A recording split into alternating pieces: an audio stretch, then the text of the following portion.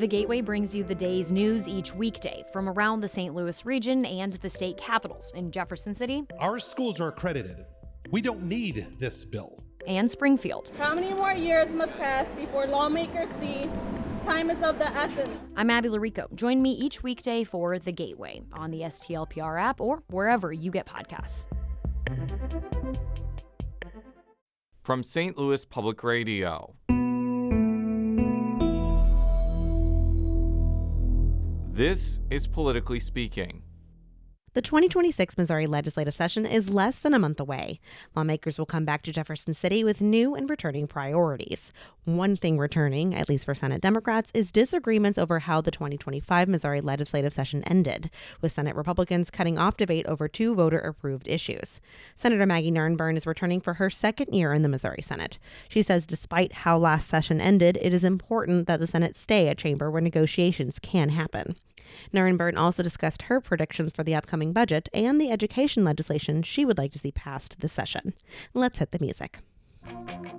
This is the Politically Speaking podcast, the definitive show about Missouri politics.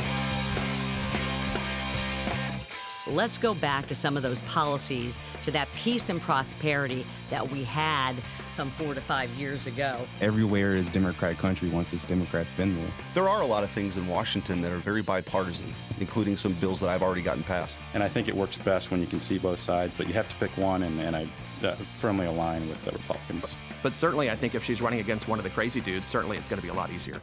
But I'll take wisdom in age and a few missteps in orality over somebody who has no substance. I believe that you represent the party's values and you move forward, and that's what I have done.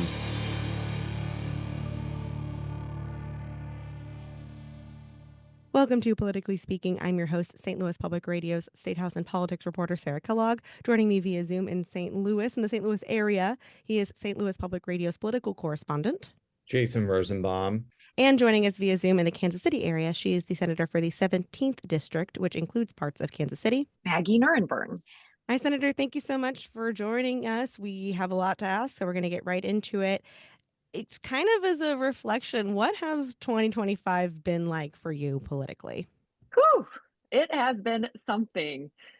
Going into the Missouri Senate, there was a lot of assumptions I probably had as to what it would be like, having served in the Missouri House for 4 years and always looking over to the other side of the rotunda and assuming what that place would be like and what I would be able to do in terms of negotiating legislation on behalf of my constituents.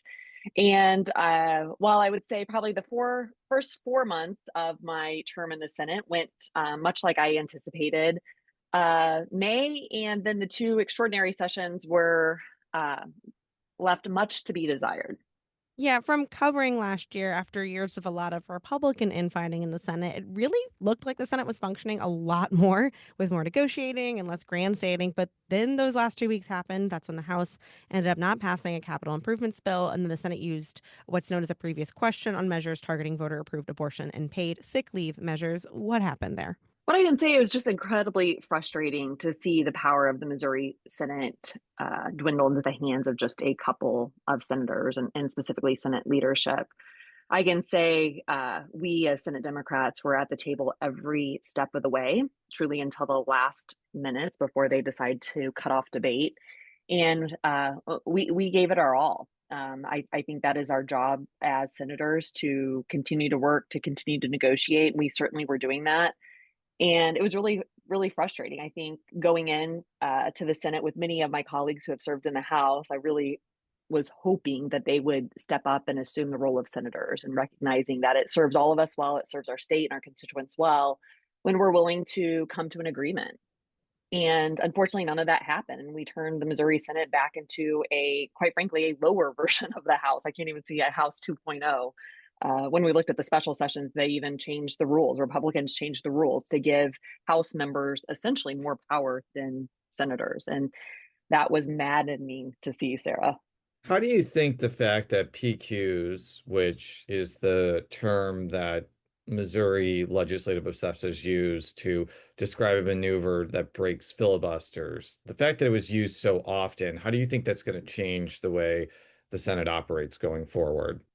Jason, I am very hopeful that the senators that I entered the Missouri Senate with will decide that they want to be senators.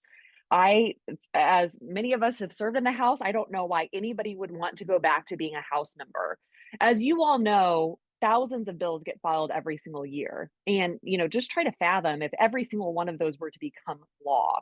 There are so many ludicrous proposals out there. I know as somebody who, I have an idea, I put something forward in a bill, but it needs considerable work. And I know that even filing that bill, that we need amendments, we need debate, we need concessions. That is the purpose of the floor of the Missouri Senate, to be able to vet legislation, to have those conversations as to the fiscal impact, as to the unintended consequences. And we can only do that when we have the floor to be able to debate with our colleagues on the same side of the aisle, with colleagues across the aisle. You'll see different factions pop up. You'll see senators working on the side, coming to a consensus, and then being able to sit down. Often, as Democrats, we're not going to love everything in a bill, but we come to a point where we say, okay, we can live with this enough to move on to the next thing, and we sit down. And I think that serves both parties well, quite frankly. We've seen that certainly with different factions of the Republican caucus, where there's going to be disagreements, and they work openly to address those disagreements. And then again, sometimes openly, sometimes in offices, but at the end of the day, you come up with a better product than you began with. And I think that's what it's all about. Right before the Republicans cut off debate during the last week of session, there were several Democrats, and including yourself, who basically insinuated that 2026 is going to be a nightmare because Democrats are going to retaliate by, I don't know, filibustering the journal, killing consent bills, maybe teaming up with disgruntled Republicans to derail other things, which, I think could happen for a certain amount of time, but eventually you all are going to have to pass a budget, and there's going to be things that Democrats are going to want in the budget. I'm interested to hear what how long this goes for before Democrats actually have to do things that are necessary for the state. I would like to say that I'm not happy with how session ended, and I'm still not happy with how Republican leadership cut off debate. I think it's going to be imperative on all of us to restore the institution of the Senate to the place that it's supposed to be. Now, I think that that can take different forms, but I do think it's important that we get back to the place of being able to negotiate legislation on behalf of our constituents. You ask a good question. There's a lot pressing. I think every session is quite different. This one is no different. Every session brings different unique challenges. I think this year, certainly when we look at the budget and some of the projected forecasts, there's a lot of uncertainties there. There's a lot of unknowns about the governor's tax plan. There are going to be so many different things that we are facing that we are going to, I think every week is going to look a little bit different depending on what is on the table. So not putting out any big projections as to what that's going to look like, but again, I think anybody who has served in the Senate, anybody that pays attention to what's been going on in the Missouri General Assembly knows that it's a good thing that we don't pass 3,000 bills every year. And so I know that there's a lot of interest in making sure that we get back to the place that the Senate is supposed to be. We've talked about the end of the 2025 regular session, but that wasn't the only venue that ended poorly when it came to Senate relationships. There was also the second special session regarding redistricting, and an amendment that, if passed, would make it much, much, much, much harder to amend the Missouri Constitution through the initiative petition process. We'll get to the second part later in the show, and I agree with Sarah that we have talked about redistricting to death. So I think we're going to hold off on dealing with every curvature of that. But what were your overall impressions of that special session, which, in my opinion, broke a lot of precedents and I think upended a lot of norms that have reigned supreme throughout the Missouri Senate over the years? Well, you nailed that, Jason. It did upend so many norms. I think, especially, I had only done redistricting once prior, But ultimately, I know, and I think the citizens have made that very clear by over 300,000 signing the referendum to put the map on the ballot. I think voters want to be able to choose their politicians versus the other way around. And quite frankly, with this map, we see again politicians in Washington, D.C., quite frankly, drawing the maps to choose their voters. And that's just inherently wrong. So the actual kind of nuts and bolts of the redistricting fight was maddening. And the fact that we didn't even get to play a part in that. And then when it came to the reforms for the initiative petition, I thought it was a little bit ironic that Republicans put forth, I think, the most egregious proposal, a proposal that had never been vetted in the General Assembly before, and that's what they pushed through. Again, without any debate whatsoever on the floor of the Missouri Senate. Not a single amendment was accepted on that. Actually, I believe at the same time that the bill was put before the body, the next motion was to end the debate. There was literally piece of no legislation. not to interrupt. There was literally no debate. I believe Senator Brad Hudson previous questioned it as soon as it came to the floor. But correct. So again, you talk about upending norms. That is not what the Missouri Senate is supposed to be. And so I think front and center as we go back in January is to making sure that we restore the dignity of the Senate. So you did a wonderful segue for us. So what are your overall impressions for the 2026 legislative session? Sure. I am probably like most Missourians, I'm very interested to see the governor's tax plan. We've heard a lot about it, have not seen any specific details. So I'm very interested to see, quite frankly, what taxes he plans to raise or what taxes he would like to create elsewhere.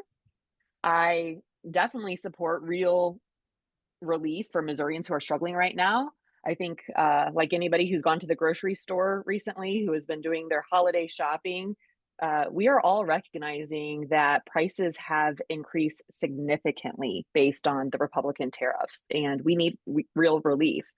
But when we talk about totally eliminating the income tax, we're talking about nearly a $9 billion hole in the state budget. So that's, essentially 2/3 of all general revenue comes from that income tax. And so that tax burden would have to be shifted elsewhere. So interested to see as to where the governor plans to raise taxes. In addition to income taxes, bills on property taxes and personal property taxes are likely going to be on the table. What are your thoughts on those bills? Well, when we talk about personal property tax, real property tax, again, we've had a lot of conversations in recent years in the General Assembly. I for one don't want to see anybody taxed out of their home. I was a big supporter last year of making sure that we had a permanent expansion of the circuit breaker tax relief in order to allow seniors and folks with disabilities to stay in their home and not be taxed out of their home, and making sure that that was adjusted for CPI moving forward. When we look at our property tax bill, I think I, for one, just recently cut a check to my county. And when I looked at that breakdown of taxes, what was I funding? I was funding our neighborhood schools. I was making sure that our essential services for first responders were taken care of, that our library district, that our children's service fund, our senior funds, all of those things are funded through property taxes. And again, I'm always interested to have these conversations as to what we can do to perhaps find a little bit more balance in that system.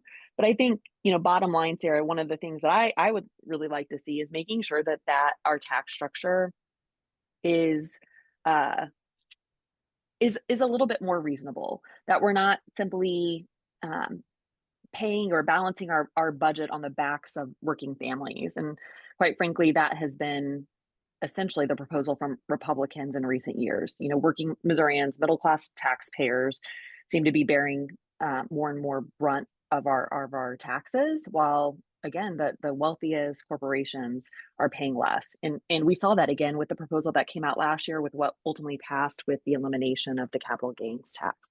One of the major federal bills that passed was a measure restricting what's known as the federal reimbursement allowance, and that won't affect Missouri for a couple of years, but it funds roughly a third of Missouri's Medicaid program. How do you see that affecting Missouri? Ooh, it's not going to be easy. It's not going to be easy. And again, this is going to require Missouri to pay more just to maintain the services that we have today. like Medicaid and SNAP. And again, I think as the ripple effects of that big awful bill trickle down, we're going to see again services, essential services for Missourians cut. And that's what's unfortunate is that sometimes, I think oftentimes we're going to actually see that end up costing all of us more money. I think when folks, for example, can't get folks with disabilities who receive care in their home or receive care in a group home aren't able to get adequate services, unfortunately, they're going to have to be forced to move into an institution, which is, quite frankly, doesn't have as great of outcomes for them and cost us all more money. And so that's just an example of potential impacts of what we're going to see. And again, while it might not be this year, it is going to be sooner than later. And those are considerations that we're going to have to really start looking at moving forward. You serve on the Senate Appropriations Committee. How difficult do you expect the 2027 fiscal year budget to be in terms of putting it together, especially given the effects of the capital gains tax cut that appear to be bigger than some people expected? Jason, I can say I'm not looking forward to the appropriation process this year for a number of reasons. I think, as you all know, but just for your audience, essentially revenue is flat. So when the governor's office this week kind of unveiled that consensus revenue estimate, I think to the tune of about $13.6 billion. But again, adjusted for inflation, that is relatively flat. At the same time, we're seeing requests from our departments. And so our departments come forward in October. They put their requests together in terms of what they would like, sometimes to better serve Missourians. So we see those sometimes through NDIs, but we also see what they need just to maintain the current services. And what we see is just overall an increase, right? The departments are asking for more money than we anticipate that we're going to collect. So that's going to be tough. We're not going to be able to fund everything. But also through the appropriations process, I think there is now there's not the understanding moving forward on the appropriations process, or perhaps the trust between the two chambers, trust between committee members that I think were there in the past. And so I think it goes everything from the House or the budget chairman maybe single-handedly deciding to sink House Bill 19 last year that had a lot of capital improvement projects in it, or the removal of Senator Lincoln Huff as chairman of the Appropriations Committee. I think essentially kind of overnight because he didn't vote the way that Senate leadership wanted him to vote on a couple of bills. So I'm not looking forward to the process. I don't think it's going to be nearly as smooth as it's been in my previous 5 years in the legislature. It's going to be tough, and we're going to have a lot of tough conversations during that process. You were one of the few legislators that brought up an issue that I've been following for several years, and that is how child abuse investigators are woefully underpaid in the state. I think that the starting salary now after the 1% increase is about $45,000 a year, which I should note is an increase from 5 years ago when they were making in the 30s, but is still not even close to states like Illinois, which offer starting salaries of $71,000. And I've talked to a lot of people about this. There really isn't much disagreement that the salaries need to increase, but it just doesn't seem to be happening. Do you think the budget woes that we just talked about are going to make it much harder to do things like that, not just for child abuse investigators, but other clearly underpaid state employees? Yes, I have a lot of fear that we are not going to raise wages to where they need to be, especially for those who do, I think, some of the toughest jobs in state government. And Jason, I don't know if there is a tougher job in state government than what these workers in the children's division do. I cannot even fathom their reality, the things that they see every day, what they have to go home to at night, as they grapple with not being able to do enough sometimes. And raising their beginning salaries to 45,000 certainly was a step in the right direction, but is not even near where we need to be. And again, talking about these budget woes, we're going to continue to fall behind our neighboring states. I mean, we can look at class after class of different categories of funding, right? We're near the bottom in our state funding to public education. We're near the bottom in state funding for public health, for mental health services, all of these things. And unfortunately, because of the decisions of Republican politicians recently, less money continues to come into the state while costs continue to increase. What are some areas of legislation that you think there will be some bipartisan cooperation with, and what do you think Senate Democrats are going to have to play defense on next year? That's a tough one. I would like to come out the gate and say, okay, we're going to agree on all of these things. Are there some things in there? There's always some, innocuous kind of bipartisan thing that's just cleanup language. I think so. A couple things that we've had the last few years that I think have robust support. For example, clarifying the language surrounding the dissolution of marriage for a woman if she is pregnant. That nearly got across the finish line last year. I filed that again as one of my top bills. I really hope that finally gets through. We're always going to have bills that I think support our most vulnerable that will get through. Very hopeful there. In terms of, I know you always ask me about education, so I'm just going to jump the gun. I think there is a lot of bipartisan support to continue to make sure that we are funding great public education in the state. As a teacher for over 13 years, I saw firsthand every day how great education had the power to open doors for students. Opportunities that they never thought were possible became possible through that education.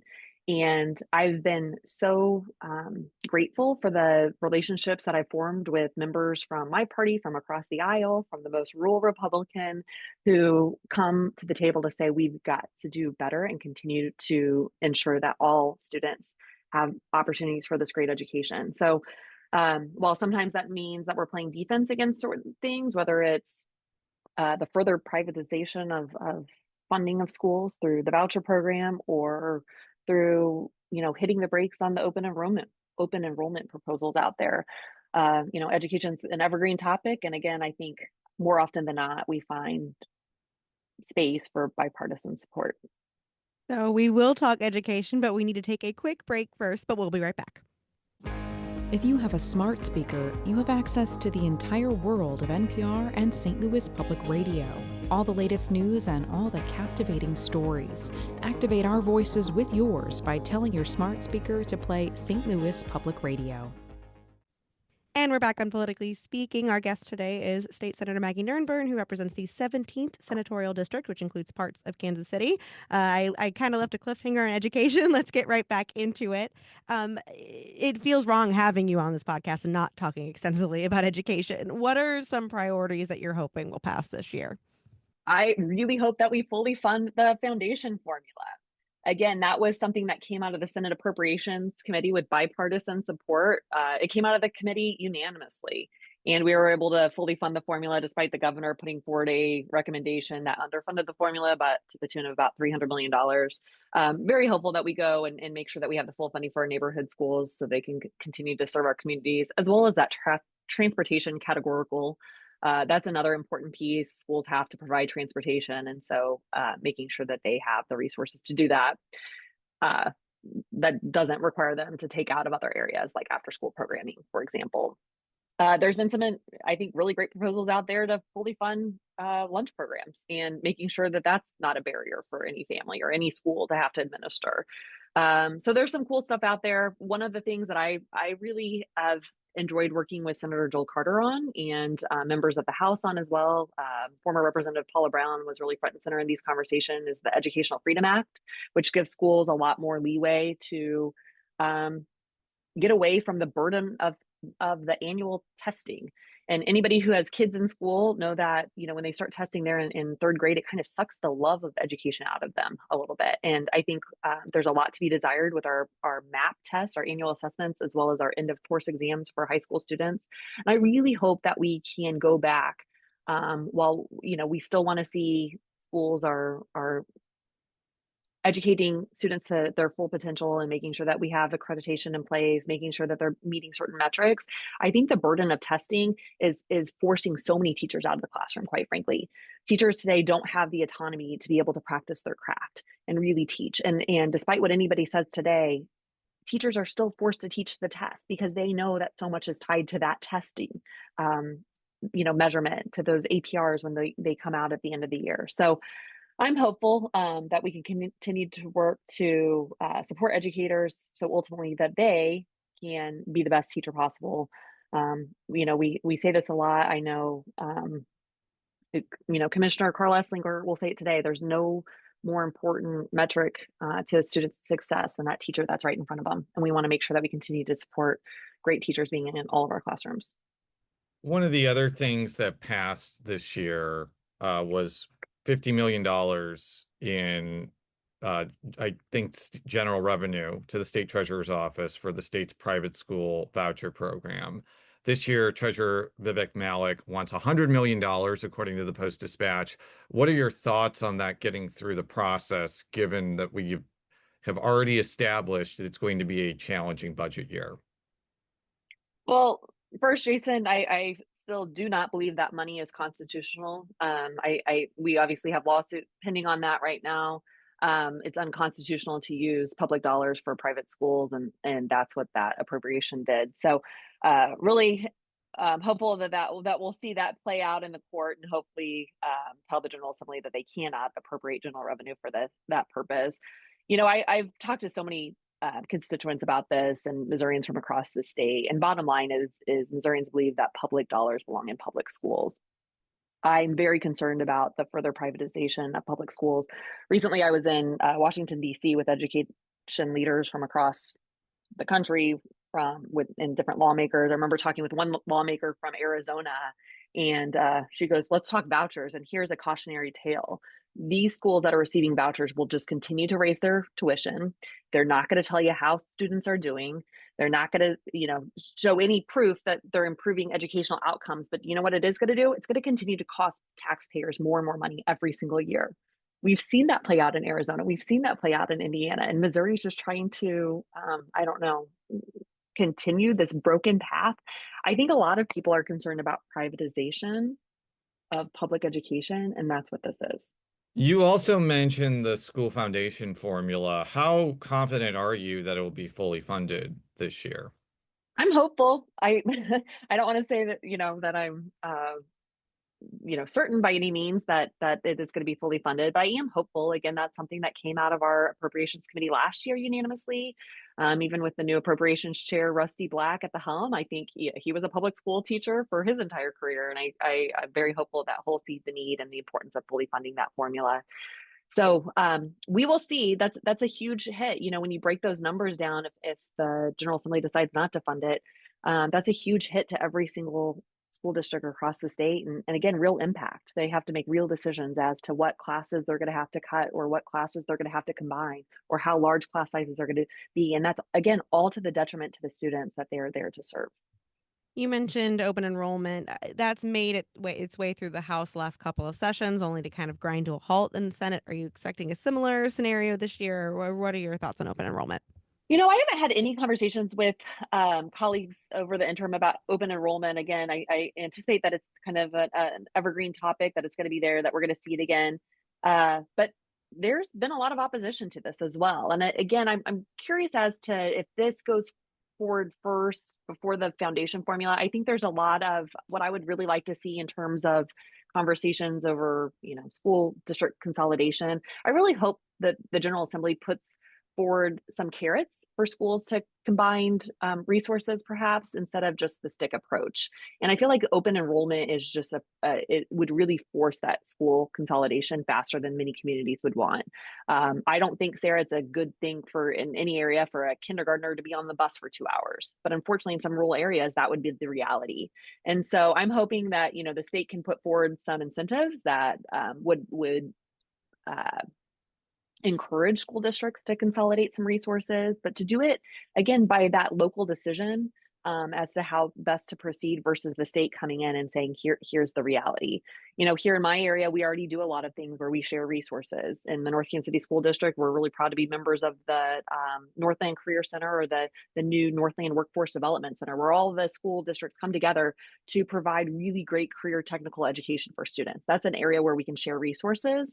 And I think that's a great thing for our community and a net benefit. Another area or another topic within the kind of school choice conversation is expansion of charter schools. Obviously, 2 years ago, it expanded to Boone County. Are you expecting that to have some momentum, maybe in the Kansas City or St. Louis County areas? I mean, thoughts? Yeah, I really don't think we are going to see momentum for charter school expansion. I think for a long time, and Democrats included, right? I want to preface this by saying charter schools expanded more under the Obama administration than at any other time. Charter schools are not the silver bullet. We had recently an education committee hearing where we saw that out of the 40 worst performing schools in the state of Missouri right now, they're, more than half are charters. In the 20 plus years that charters have been open, nearly half have closed. And so I'm really not anticipating any further expansion or any real emphasis on the expansion of charter schools. I certainly think the charters that are there, we need to continue to support and make sure that they're able to provide the best possible education for the students in their schools. But moving forward in terms of expansion into other areas, I don't think there's any real support or momentum for that. All right, let's talk elections, even though you will not be on the ballot in Thank 2026. goodness. I I'm know. really excited to enter the Senate and only have to run every 4 years. Those who serve in the Missouri House, thank you for doing so. But it is grueling to have to run every 2 years. But obviously, yeah, a lot to anticipate here in the 26 midterms. And that is a backdoor way of taking yourself out of the 6th congressional district race. I'm not even sure if you're in the 6th congressional district under the old map, but you are under the new map. Under the old map, I was in the 5th. And the new map that I do not anticipate will stick because I think voters are going to say hell no to that. The Clay County was drawn into the 6th. All right, let's talk about what we talked about earlier, which is the measure that would require any constitutional amendment that is put on the ballot through the initiative petition to not only get a majority of the vote, but to get a majority of the vote in 8 out of 8 congressional districts. I have said, and I don't think that this is pejorative, this is the most restrictive measure ever proposed to make it harder to amend the Constitution. I got to be honest with you, Senator. A lot of Republicans are really confident this is going to pass because it has all these other ballot candy things on it, including like banning foreign donations to ballot initiatives. How confident are you that this could be defeated? I'm very confident it's going to be defeated. I have no doubt whatsoever that voters are going to see through the nonsense of the ballot candy, and voters are not going to vote to take away their power. This will be defeated resoundingly, Jason. The other thing that Republicans put on the ballot at the end of the 2025 session is a measure that would repeal most of Amendment 3 from 2024, which was the Abortion Rights Amendment. It is called Amendment 3 in 2026. So I guess we'll call it Amendment 3 2026 version. Also, I've heard a lot of Republicans very confident that this could pass, primarily because it includes a provision that would ban most gender affirming care for minors. This gets at a point that I bring up all the time. It does not ban all gender affirming care for minors because it allows for gender transition surgery for babies that are born intersex, which I know seems like a pedantic point, but I think is actually a really important point that gets continually glossed over, including in the ballot summary. But that aside, how do you think this is going to go toward voters, given that Amendment 3 did not pass by a resounding margin in 2024, and given that it has that aforementioned ballot candy that could be quite appealing to people? This is going to be a tough one, Jason, but again, I think voters are smart. I think they're going to see through the nonsense of the ballot candy. And I believe that Missourians across the political spectrum believe in the constitutional right to reproductive freedom. I think that Missourians are going to educate themselves. They're going to recognize that this is another Republican trick, that we just voted on this in 24. And I think Missourians are going to move forward in voting no on this version of Amendment 3. Do you expect if the new Amendment 3 fails, that Republicans are just going to stop trying to repeal Amendment 3 from 2024? Because I'm going to put myself in their shoes for a second. There's a lot of Republicans who run for political office and they genuinely feel abortion is wrong and morally repugnant to them. I don't think that changes just because Amendment 3 is on the books. I guess an analogous example is in 2004, Missourians banned same-sex marriage. That didn't stop a lot of people that wanted to see same-sex marriage legalized from trying to fight it. Do you think this issue is just going to be kind of a never-ending battle since the U.S. Supreme Court overturned Roe v. Wade and allowed states to ban abortion or not? Unfortunately, we are never going to be done talking about abortion. This will always be a topic. And again, because it is back to the states, I think it is going to be another evergreen topic. We'll be talking about abortion in, 24, 26, 28. It will always be on the table. And while, I am a adamant supporter of reproductive rights, of access to abortion. I recognize just because Missouri had an abortion ban in place, it did not stop people who needed care from accessing care. Those who had the resources were going across the border, and that will always be the case. And so I always think it's a little bit funny for Missourians, those who tout being anti-choice, to come forward and say, gosh, look at this, we've eliminated abortion in Missouri. You have not.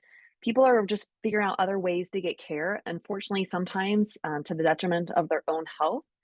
Bottom line is, I would like nothing more than be able to put this issue to bed and talk about other issues that are actually impacting, families, the lowering cost, making life a little bit more affordable. But instead, so much time, energy, and resources get sucked up in this one topic.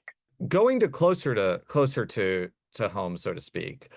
I think that the top candidate races next year are going to be several state Senate contests. With all due respect to the candidates who are going to run against Scott Fitzpatrick, he's going to be heavily favored until Democrats can figure out how to get a rural, suburban, urban coalition together. And I don't think the auditor's race is going to be that time. That's not the time we're all going to coalesce and finally save the day in Missouri. No, not. And also, like, what are you going to argue Scott Fitzpatrick has done badly? He hasn't audited well enough. Like, it's difficult to defeat a state auditor, although it did happen in 2010. So Correct. I'm contradicting myself. Yeah, that's fair, Jason. And quite frankly, the auditor seems to be doing a pretty darn good job. So I think that's fair in saying that the focus really is going to be on these state Senate races, and I'm excited. Yeah, ask your question. Yes, I'm going to actually jump on in. I appreciate you interrupting my long-winded soliloquy. So I think that there are really three opportunities. One is in the Springfield seat that is represented by Senator Lincoln Huff. The second one is Senator Mike Searpoy's seat. And you have two strong Democratic candidates in that, Betsy Fogel in Springfield and Representative Carrie Engel in Jackson County. There's also Senator Luke DeMeyer's seat, which is also ostensibly competitive, but I think that's harder than the other two. Just frankly, it's not as easy as the other two. And Democrats don't even have a candidate announced in that. So 2 questions on that. What are your thought processes right now about flipping the 8th and the 30th district? And is the 34th out of reach if you can't get a solid candidate in that district? Okay, so let's, I'm going to start by saying that I would not want to be a Republican running in either of those districts right now. You can look at where the political wins are across the country in other competitive races. Just look what, transpired recently in Virginia. Look what happened in Tennessee and in districts that were historically plus Trump 20, et cetera. I certainly wouldn't want to be in districts that are, a 51-49 or a 52-48 as a Republican right now, and trying to make a case as to how actually your family's okay. I know you feel the pain every time you go to the grocery store or the pharmacy, but trust us, it's going to get better soon. I mean, that's a really tough argument to make. And it always is a tough argument to make when your own party's in the White House. I think, all the nonsense that Donald Trump continues to spew is only hurting Republicans in these districts. And as you said, we've put forward 2 incredible candidates that have worked tirelessly in the House. They're running really great campaigns. I feel really good about our chance of flipping Senate District 30 in Springfield with Betsy Fogel. I feel great about our chances of flipping Senate District 8 in Lee Summit. And again, or Eastern Jackson County. And again, that one's a little bit closer to home. So I think I have my pulse there, but the momentum, it really is shifting in our direction. And then I want to talk about 34. Again, this one's not out of reach either. I don't know exactly the latest numbers. I'm thinking maybe it's a 45% Democratic, 55% Republican district. But again, that is in that margin that we're seeing across the country right now. And we have several people who are very interested in running for that. I think we put up the right candidate who has the roots in Platte County, Buchanan County. I think we can make the case as to why it serves Missourians well when we have Democrats in those seats, that when we have when we're able to break a supermajority, when we don't have one party that controls everything in the state of Missouri, people recognize that dissent is a good thing and that it brings a little bit of balance. And I think we can really make that argument across the state. Well, we'll find out in less than a year if that is the case. Until then, we are out of time to chat. Thank you so much, Senator Nurrenbern, for joining us today. Politically Speaking is a product of St. Louis Public Radio, which is owned by the University of Missouri St. Louis. You can find all of our reporting at stlpr.org. Senator Nurrenbern, where can people find you on the internet where you want to be found? I'm on all the socials at Maggie for Mo. All right. Well, that's it. Until next time. So long. Politically Speaking is produced by Jason Rosenbaum, Rachel Lippman, and me, Sarah Kellogg. The show is edited by Fred Ehrlich. Read all of our coverage at stlpr.org. And if you haven't already, make sure to subscribe to Politically Speaking by searching the term Politically Speaking on Apple Podcasts.